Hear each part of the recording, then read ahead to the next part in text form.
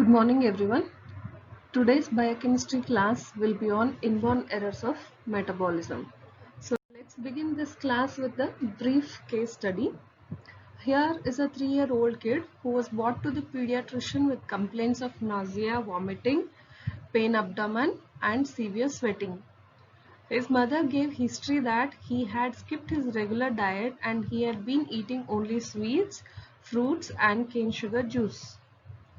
On laboratory evaluation, his findings showed a positive Benedict's test with a very low plasma glucose of 45 milligrams per deciliter. And when his urine was tested, it was positive for fructose. With this brief complaints and laboratory evaluation, what is your probable diagnosis? Which is the defective enzyme in this case? And what is the procedure for Benedict's test and how do we interpret, and what are the uses of Benedict's test?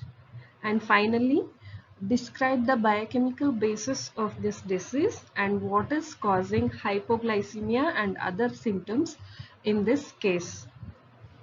Before going into the case study proper, we will just see what are these inborn errors of metabolism. So our objectives of this class will be to know what are these inborn errors of metabolism, what are the different types, how do they present, and when should we suspect a case, when should we suspect or look for inborn errors of metabolism when children are presenting, and what are the initial line of investigations to be done if we are looking for an diagnosis of inborn error of metabolism. So we'll just have a brief overview of inborn errors of metabolism. Inborn errors of metabolism is a very important topic for your PG entrance examination, and for UG you may have a question from this topic, maybe for 5 marks or 3 marks. Since it is a 200 question paper, you may get a question on inborn error of metabolism. So let us begin this inborn errors of metabolism proper. So how do we define them, or what are these inborn errors of metabolism? These are heterogeneous group of disorders which are usually caused due to a single gene defect and which usually manifest immediately after birth or within few days or after few weeks or 1 or 2 years after the birth. These inherited conditions, which usually develop as a result of mutations in the single genes, which in turn affect the functions of proteins and most commonly affect the enzymes. Other proteins which can be affected are structural proteins, receptors, hormones, or even transport proteins. But the most commonly affected are the enzymes. So they usually may be expressed as a total loss of enzyme activity or partial deficiency in the catalytic activity of that particular enzyme involved in that pathway. So these are heterogeneous group of disorders which are caused due to mutations in the single genes, which in turn affect the functioning of proteins, most commonly enzymes. So this is the definition of inborn errors of metabolism.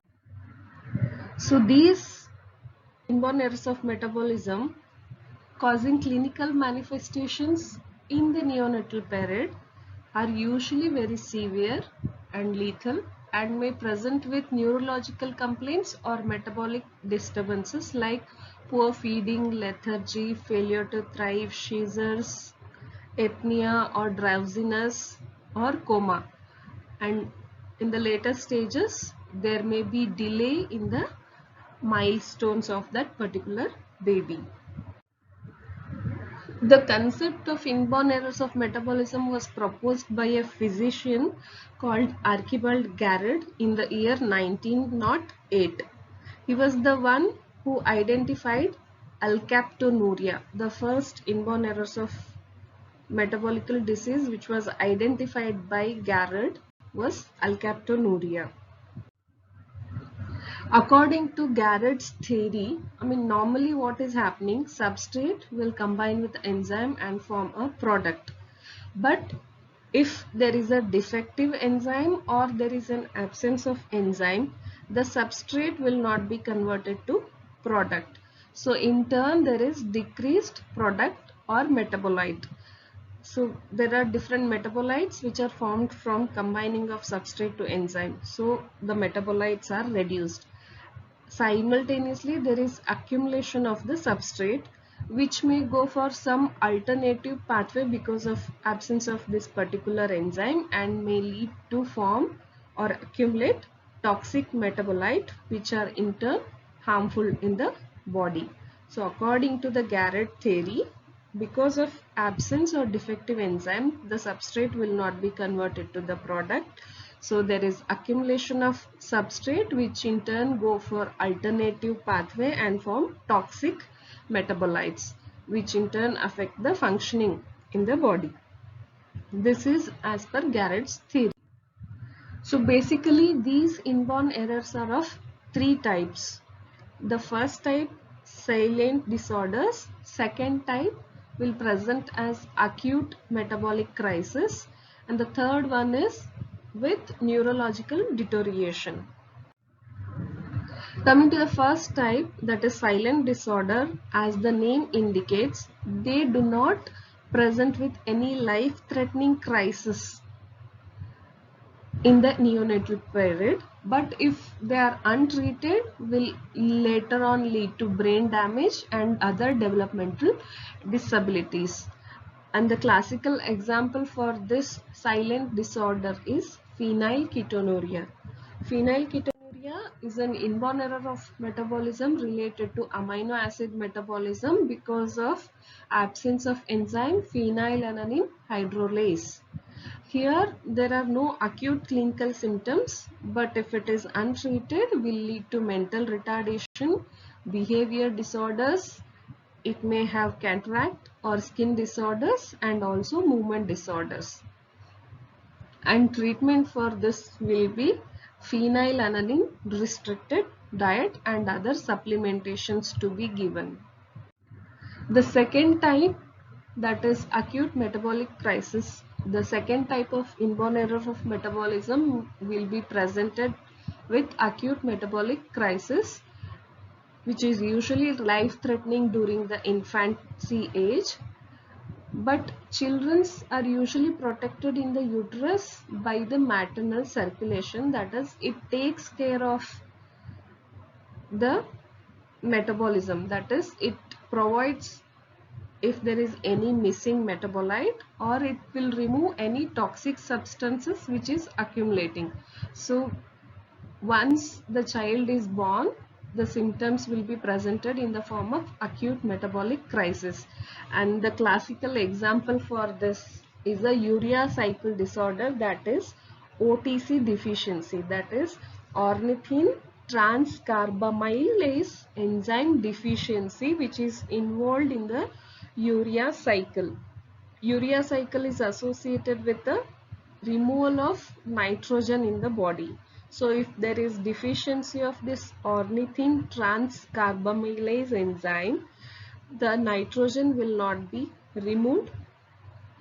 So there is accumulation of ammonia in the body. So it will affect the brain. So the patient may present with vomiting, respiratory distress, lethargy, and may go into coma also. So if untreated, it will result in death because accumulation of ammonia is harmful to the body, and if treated, it may result in severe developmental disabilities in future. The third type of inborn error of metabolism is presented in the form of progressive neurological deterioration, and examples will include Tay-Sachs disease, Gaucher's disease, and metachromatic leukodystrophy. And the identification or diagnosis will be done by DNA analysis, which may show different mutations. So here is a brief list of different IEMs belonging to different metabolisms which are most commonly seen. So the IEM related to amino acid metabolisms which are most commonly seen will be phenylketonuria, homocystinuria, maple syrup urine disease, or alkaptonuria. Related to urea cycle are ornithine transcarbamylase enzyme deficiency and argininosuccinic aciduria. Organic acidemias includes propionic acidemias, methylmalonic aciduria, isovaleric acidemia. Related to beta oxidation, most common IEM which may be seen will be medium chain acyl CoA dehydrogenase deficiency. Related to carbohydrate metabolism will be glycogen storage disorders, galactosemia, fructose intolerance, hereditary fructosuria, or lactose intolerance. Related to lysosomal storage disorders, mainly Gaucher's disease and Fabry's disease, which come in the group of mucopolysaccharidosis. Related to defect in the transport proteins include cystic fibrosis, cystinuria, and cystinosis. Related to mitochondria will be Pearson syndrome and cytochrome oxidase deficiency. Other IEMs which includes multisystem disorders will be cystic fibrosis because of defective in the transport protein, congenital hypothyroidism, biotinidase deficiency, congenital adrenal hyperplasia, and hemoglobinopathies which include sickle cell disease or thalassemia. This is a brief list of IEMs which are commonly seen. So, when should we suspect or look for inborn error of metabolism when a child is present? When symptoms accompany whenever there is changes in the diet or during the weaning period. When a baby is shifted from breastfeeding to oral feeds, which includes mainly fruit juices and other things, and symptoms will start appearing at that time. And if whenever a child will show some kind of aversion, if we give some particular foods, we have to suspect IMD. And whenever there is developmental delay or delay in the milestones, if there are dysmorphic features like microcephaly, macrocephaly, and other things. If there is a family history of growth retardation, or if there is unexplained death in the first and second degree relatives, or if there are fetal losses, previous fetal losses, and if there is consanguineous marriage in the family. At these conditions, we have to suspect or look for inborn errors of metabolism. So on physical examination, which will give some kind of index or suspicion towards these IMDs, will include on general examination dysmorphisms, abnormality in the size and shape of the skull, eyes, changes in the mandible size, and some particular odors we can observe. When we examine head and neck, we can look for congenital cataract, or if there is retinitis pigmentosa. On CNS examination, there can be hypertonia, there can be seizures, or the frontanella may be very tense. On respiratory examination, we can have tachypnea or bradypnea or Kussmaul's breathing. On CVS examination, we can find myocardial dysfunction. And on abdominal examination, we can have hepatomegaly or splenomegaly. And skin, some child may have jaundice. This list of physical examination will give us some kind of suspicion towards inborn error of metabolism. And on laboratory evaluation, when we do arterial blood gas analysis if there is metabolic acidosis with normal anion gap, if there is respiratory alkalosis on ABG analysis, if there is low level of BUN or urea compared to creatinine levels, and if there is hypoglycemia. We have to rule out all possible causes, I mean the most common causes for hypoglycemia and other things, and then we can look for these inborn errors of metabolism. So IMD, that is inborn errors of metabolical diseases, should be considered in any child with unexplained critical illness, unexplained seizures, mental retardation, neurological deterioration, if there is metabolic acidosis, hypoglycemia with ketosis, hypotonia, cardiomyopathy, hepatocellular dysfunction, if there is failure to thrive, developmental delay, and if the child is having unexplained recurrent vomiting, hyperammonia or dysmorphic features.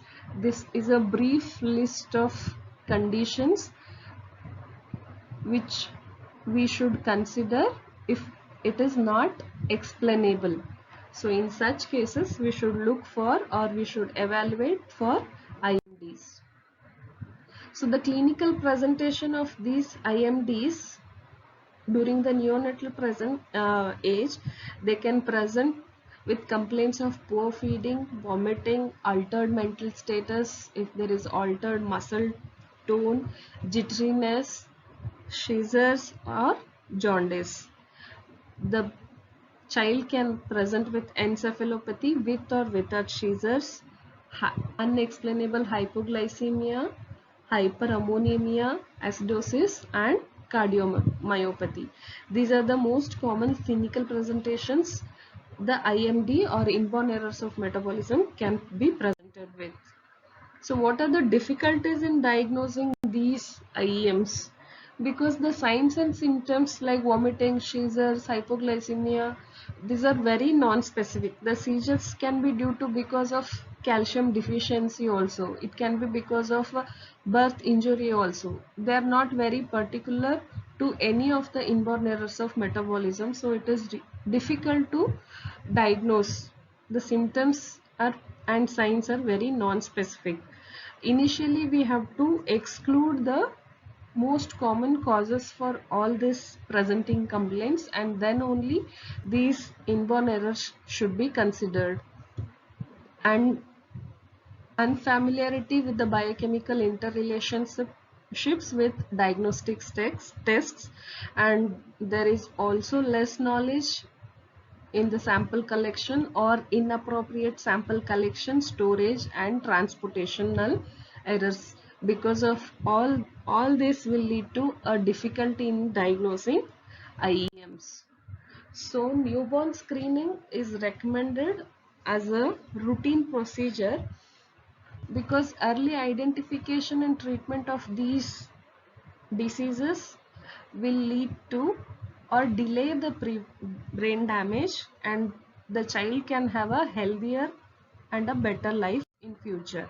So these newborn screening will be done with the help of tandem mass spectrometry, and for this test we require only a few drops of blood, and with this few drops of blood over 30 different types of IEMs can be used with the help of tandem mass spectrometry. So how is the blood collected? Once the baby is of 24 hours old or after 1 or 2 days, the blood will be collected. The site of blood collection will be from the baby's heel. The heel is punctured and the blood drops will be collected on a thick filter paper and it is allowed to dry. 4 to 5 drops of bloods will be collected on a thick filter paper and it is allowed to dry, and once it is allowed, it is transported for the evaluation. The advantages with this is It is very less time consuming, less painful, and the blood, since it is dried, the transportation will be easy, and the evaluation can also be done, and the dried blood spot can be stored for few days without much alteration, and additional tests can also be done if required in future with the same blood sample. So sample will be taken from the baby's heel on a filter paper. The traditional newborn screening methods or the tests which are included in this will be for the evaluation of phenylketonuria, because these are the most commonly seen inborn errors of metabolism. For the evaluation of phenylketonuria, Guthrie's test will be done. The second commonest IEM is galactosemia. In this, galactose 1-phosphate enzyme will be evaluated. Next is congenital hypothyroidism, where T4 and TSH will be estimated. Hemoglobinopathies, which include sickle cell disease and thalassemia, hemoglobin electrophoresis and liquid chromatography will be done. And fifth one will be congenital adrenal hyperplasia, where 17-hydroxyprogesterone is estimated. It is an intermediate which is involved in the biosynthesis of cortisol hormone. And the sixth one will be for the evaluation of cystic fibrosis. The same dried blood spot will be used for the evaluation of cystic fibrosis, and it is done by immunoreactive trypsinogen analysis. And if this is positive, sweat chloride test is done for cystic fibrosis. This is the initial newborn screening method, which includes these 6 most common IEMs. So once after the evaluation of newborn screening, if there is any abnormality, we have to go for confirmatory tests, because newborn screening tests will give a hint for the diagnosis, but these are not confirmatory.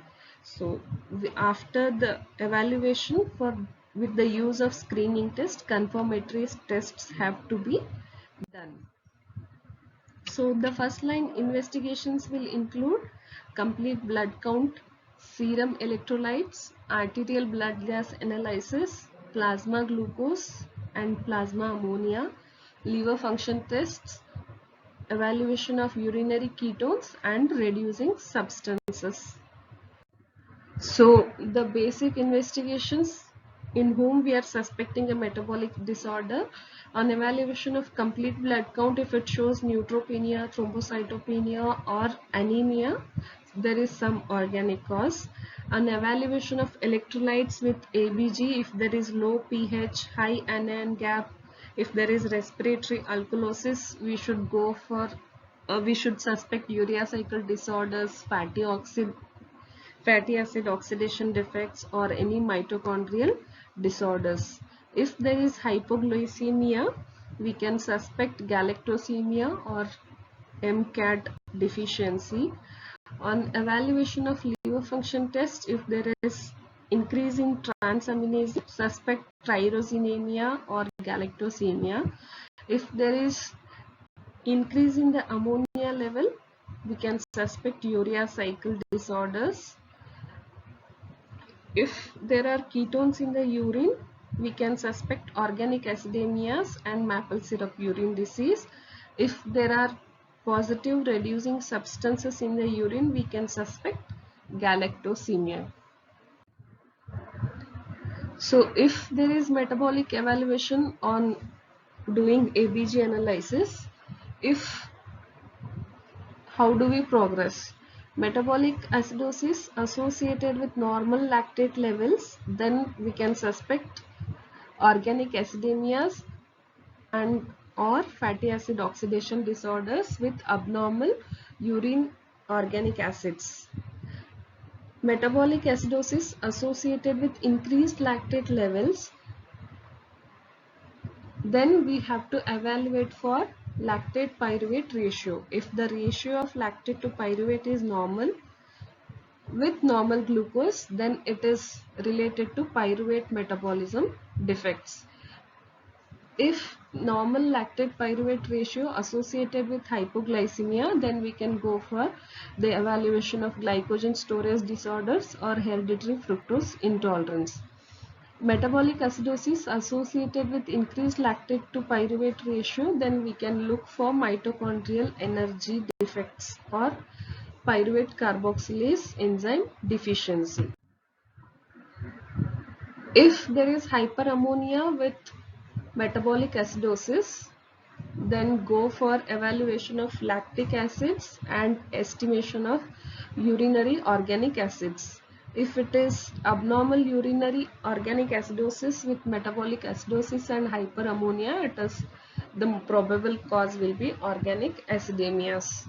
If there is lactic acidosis with hyperammonemia, then the diagnosis may be towards pyruvate metabolism defects or mitochondrial energy metabolism defects.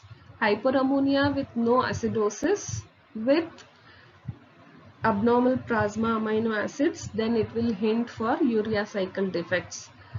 Hyperammonia with no acidosis and early onset and normal amino acids will give a hint towards transient hyperammonia, which is seen in the newborns.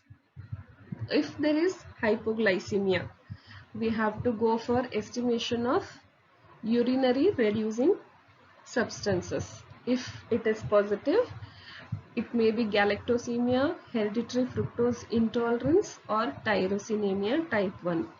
Hypoglycemia associated with increased ketones and serum lactate may be glycogen storage disorders or hereditary fructose intolerance.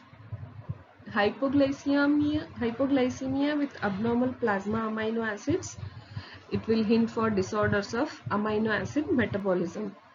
Hypoglycemia with abnormal acyl carnitine profile will give hint towards fatty acid oxidation disorders. Hypoglycemia associated with abnormal urine organic acid will give hint towards organic acidemias.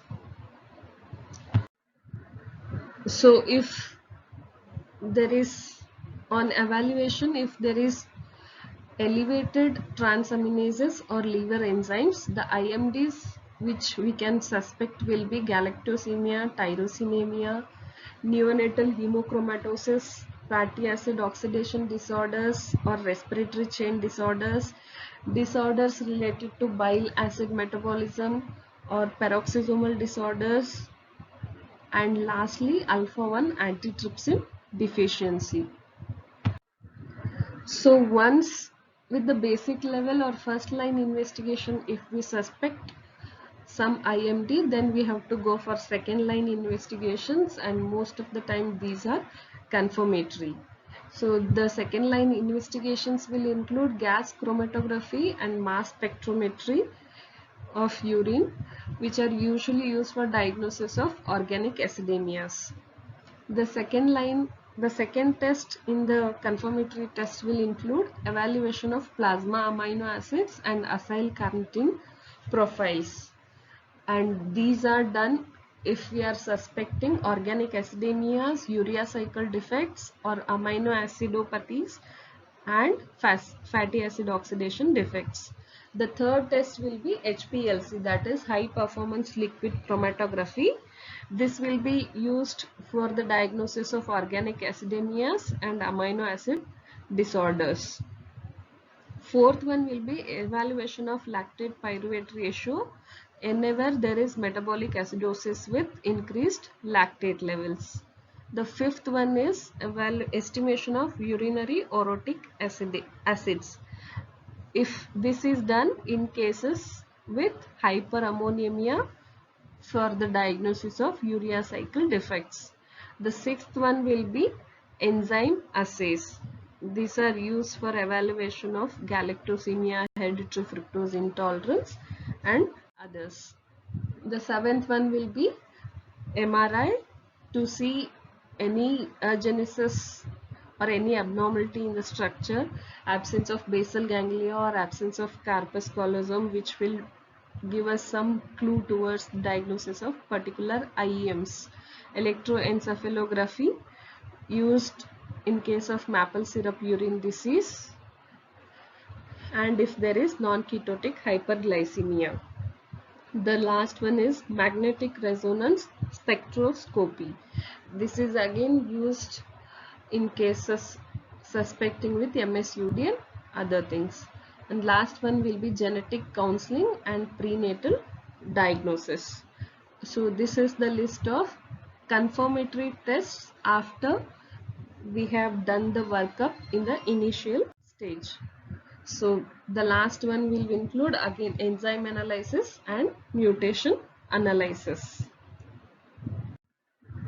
So the treatment part will include dietary modification or restriction, supplementation of that deficient product or metabolite. We have to try to stimulate alternative pathway and supply vitamins and some cofactors, organ transplantation if it is very severe, enzyme replacement theory and therapy, and gene therapy is given in some particular diseases. So this completes a brief overview about inborn errors of metabolism. In the subsequent classes, we will see the IEMs related to carbohydrate metabolism. Thank you.